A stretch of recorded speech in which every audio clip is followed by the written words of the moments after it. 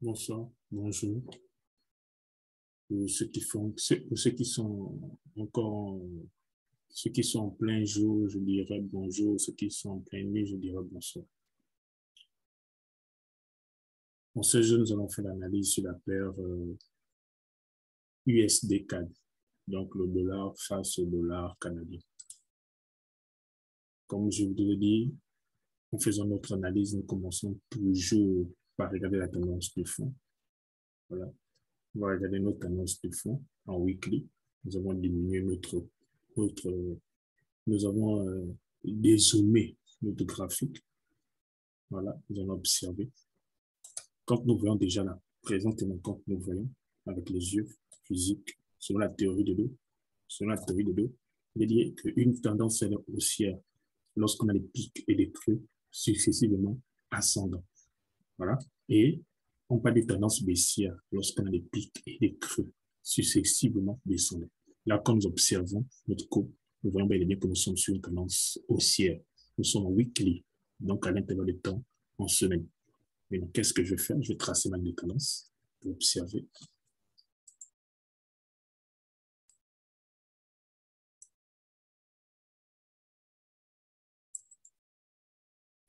C'est vrai que ça ne passe pas bien. En tout cas, si j'aurais bien amené ça par ici pour que ça passe bien sur les lignes de tendance, ça a été cassé en fait. Comme ça. Il faut respecter la ligne de la tendance. Voilà, cette ligne de tendance a été cassée. C'est certainement à cause du mouvement du marché que nous sommes passés à la période où l'invasion de la Russie à l'Ukraine. Donc, cette légère petite cassure. Je vais passer cette légère petite cassure, qu'on va dire qu'automatiquement, ça a cassé pour aller moins de la tendance. Non, je ne dirais pas ça. Tant qu'il n'a pas cassé, le support, il y a un support très important là, qu'il faille bien qu'il casse. Et on va parler de retournement de la tendance. Tant qu'il n'a pas cassé ce support, on ne peut pas parler de retournement de la tendance. Dès qu'on a fini de limiter, dès qu'on a fini de connaître les tendances du marché, ce qu'on va faire, c'est limiter nos zones de support et de résistance. Ce que je vais tracer maintenant. Les zones de support et de résistance. Voilà. C'est par là ici, en fait. Vous voyez ça.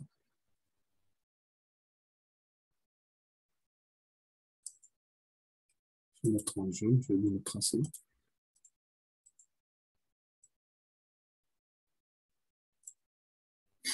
Ouais, le prix est plus. Il vient. Il est venu, là, il n'a pas touché le support, reparti. Il est revenu sur ce support et il repart. Ouais. Ça veut dire que c'est un plusieurs fois venu cogner ce support.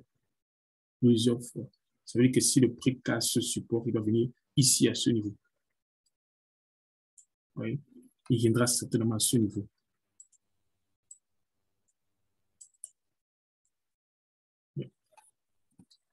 Parce que là, ouais, c'était une résistance ici, voilà, qui a été cassée par le haut. Et maintenant, le prix est revenu rebondir, qui fait une forme de support. Le prix est revenu bondir là et repartir le support du haut. Il va descendre pour atteindre celui du bas. S'il casse celui du bas, forcément, il va continuer pour aller sur une tendance. Donc, on retourne à la tendance, donc une tendance spéciale. Nous sommes sur une tendance haussière. Et quand nous sommes sur une tendance haussière, qu'est-ce qu'on fait? On achète le marché. Voilà.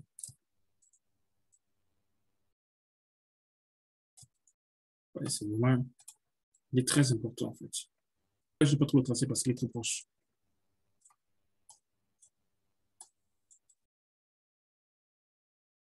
OK. Maintenant, je vais tracer les résistances du rat sur la beauté de ces résistances. On a ce pic-là.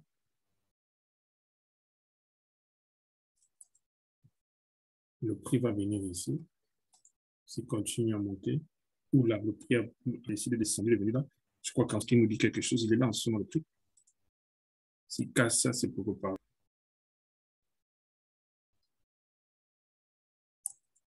C'est une petite résistance. Il descend, il monte. On va demander, il fait d'abord cette correction sur cette résistance, sur ce qui est devenu un support. Il est reparti. Il est venu là casser légèrement ce support. Il est reparti.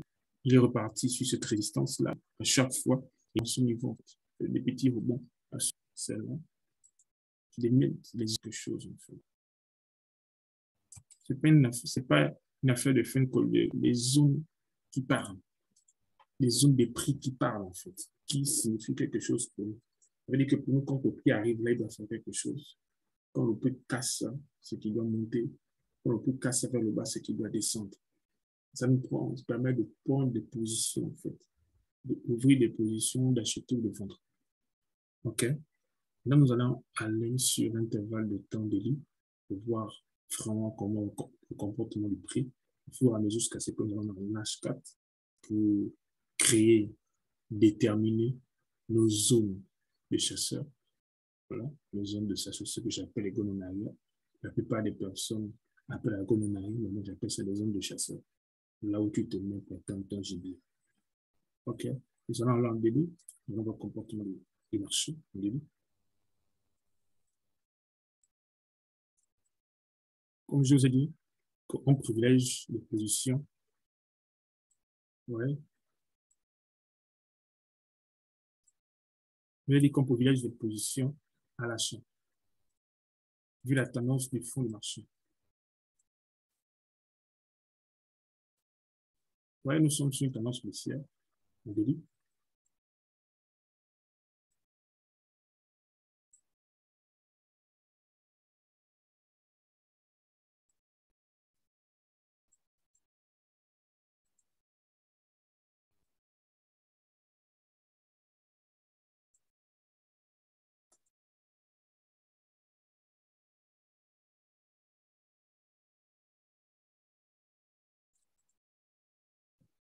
OK. Même là, j'observe, quand on regarde là, nous observons bien qu'elle est bien sûr parallèle. Le prix arrive là, paf, il a sur ce support, il monte, il descend. En fait, j'ai l'impression que le prix fait du surplace. Mais l'option peut tracer. Voilà. Dans ce sens. Ouais. Ce qui ici, voilà, on va l'attendre à ce rebond. C'est-à-dire, quand il serait à ce support, il viendra dans ce support, mais après, il va remonter. On va l'attendre à ce rebond pour prendre des positions à l'achat. Je vous ai bien dit, on prend les positions par rapport à la tendance du marché, donc la tendance de fond. Notre tendance de fond est une tendance haussière. Voilà, on privilège les positions à l'achat. OK. Maintenant, nous allons aller en H4 pour mettre nos zones de chasseurs.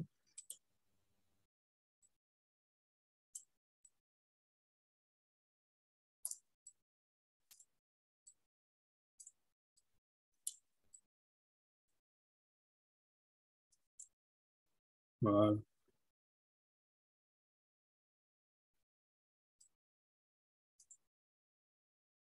Voilà. On peut considérer ce mouvement haussier pour tracer ma ligne de tendance.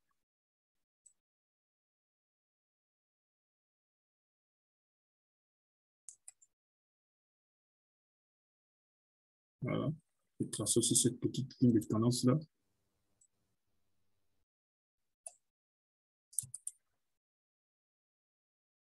Ouais. J'attends le prix à ce niveau, vous voyez. Le prix va arriver ici. Si ça casse ma petite ligne de tendance, ce qui va venir à cette ligne de tendance là, 30, voilà, il fera le rebond à ce niveau. Vous allez voir. Il y a une zone parlante là.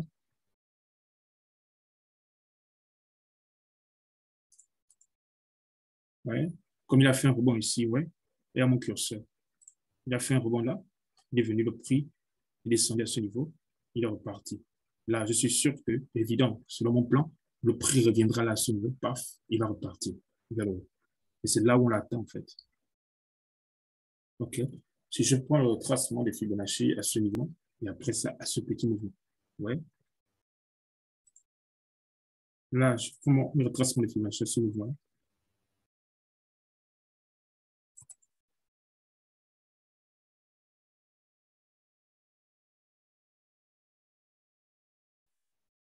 Ouais, ici, mon prix a bien, en fait, il a cassé ma zone de chasseur, en fait. Il a vraiment cassé cette zone, elle est un peu plus bas. Ouais.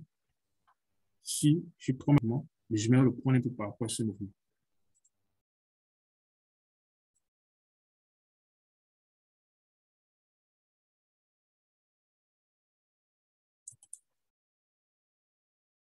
Voilà. Là, il est pile poil. Ouais. Il est pile poil sur ma zone de chasseur. Là, c'est niveau.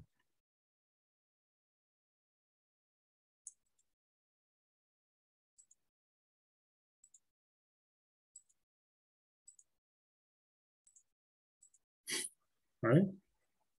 Il est pile poil sur ma zone de chasseur. C'est-à-dire que le prix va arriver à ce niveau, il va faire un rebond entre l'intervalle de 0,61 et les 0,50. Donc, du retracement des Fibonacci.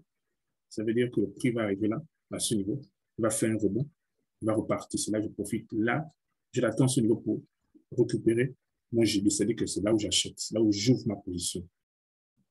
OK? C'est là où j'ouvre ma position. Ou bien soit il va casser légèrement pour atteindre ce support. Il va faire un rebond, il va partir vers le. Ouais? Il fera ce mouvement.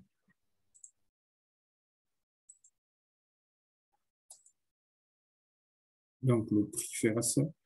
Paf, tac, il va partir vers le haut.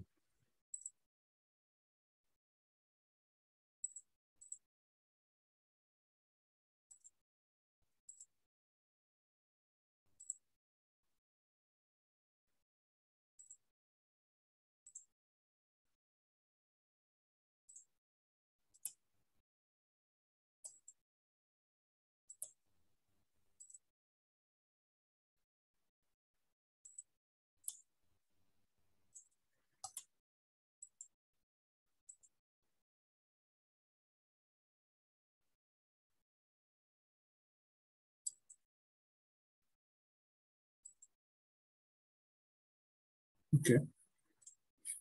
Donc, le prix fera ça, paf, il viendra sur notre zone de chasseur, il va repartir. Ou le prix fera autre chose que ça, en fait.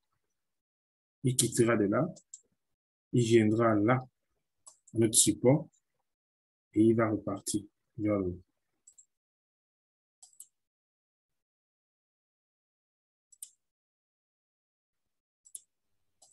Donc, ce sont nos deux possibilités. Donc, ça veut dire que nous, on se met là à cette position. Et on attend le prix. L'analyse d'aujourd'hui, donc, on va le temps de 4 heures. On n'aura plus à aller jusqu'à 1 heure. C'est la même chose, le même raisonnement, la même manière de fonctionner, la même manière de penser. Merci encore à tous et abonnez-vous au maximum pour qu'on ait toujours ce temps d'échange, ce temps de diffusion de connaissances en gratos.